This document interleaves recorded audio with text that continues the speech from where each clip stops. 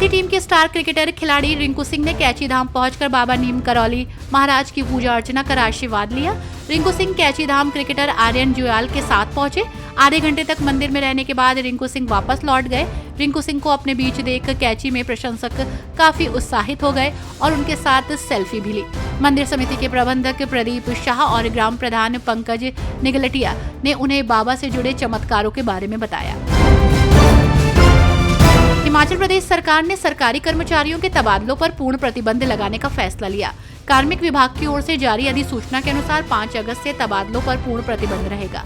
मुख्यमंत्री की मंजूरी के बाद कर्मचारियों के तबादलों के ऐसे प्रस्तावों पर कार्रवाई और कार्यान्वयन किया जाएगा जो व्यापक मार्गदर्शक सिद्धांत 2013 के पैरा 8 के तहत विशेष रूप से प्रदान की गई परिस्थितियों के अनुरूप होंगे।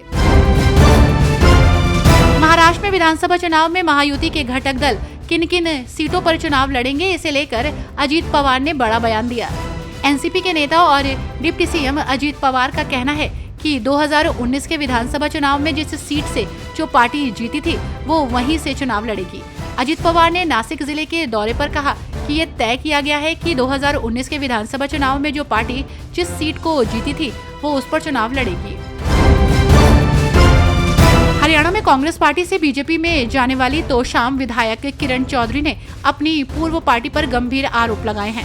उन्होंने कहा कि बीजेपी सरकार में बिना खर्ची और पर्ची के योग्य युवाओं को हजारों सरकारी नौकरी मिल रही है, जबकि कांग्रेस के समय पर पैसे और सिफारिश के आधार पर नौकरियां दी जाती थी। पूजा खेडकर की मां को जेल से रिहा कर दिया गया है। किसान को धमकाने के आरोप में पुणे पुलिस ने उन्हें गिरफ्तार किया था। अतिरिक्त सत्र न्यायालय से जमानत मिलने के बाद उन्हें छोड़ा गया है। पूजा खेडकर की मां का नाम मनोरमा खेडकर है। किसान को धमकाने का वीडियो इंटरनेट मीडिया पर वायरल हुआ था। दिल्ली के सीएम अरविंद केजरीवाल की सरकार ने सर्दियों में वायु प्रदूषण को नियंत्रित करने की तैयारी अभी से शुरू कर दी है। पर्यावरण मंत्री गोपाल राय ने इस मसले पर संबंधित विभागों के साथ उच्च स्तरीय बैठक की। बैठक में पर्यावरण विभाग, डीपीसीसी और विकास विभाग के अधिकारी शामिल रहे। पर्यावरण मंत्री गोपाल राय ने कहा कि 21 अगस्त को दिल्ली सचिवालय में पर्यावरण एक्सपर्ट्स के साथ save environment round table conference का आयोजन किया जाएगा। उद्धव ठाकरे ने पुणे में पार्टी की एक रैली को संबोधित किया। डिप्टी सीएम देवेंद्र फडणवीस को चुनौती देने वाली बात पर उद्धव ने कहा, मैंने फडणवीस को चैलेंज नहीं दिया, बीजेपी को दिया। फडणवीस की इतनी बड़ी हैसियत नहीं है कि मैं उन्हें चुनौती दूं। उद्धव ने कहा कि मैं खटमलों को कभी चुनौती नहीं देता। खटमलों को चुनौती नहीं दी जाती, उन्हें मसल दिया जाता है।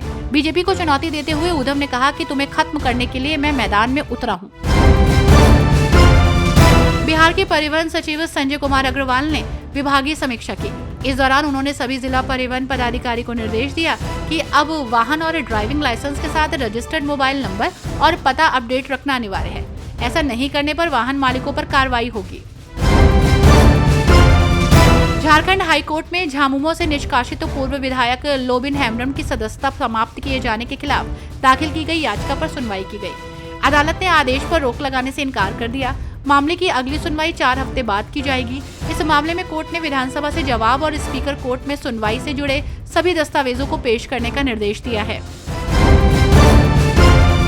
राजस्थान की पूर्व मुख्यमंत्री वसुंधरा राजे का एक वीडियो चर्चा का विषय बना हुआ है। दरअसल उन्होंने मंच पर हवा महल विधानसभा से विधायक बाल मुकुंद आचार्य के पैर छू लिए।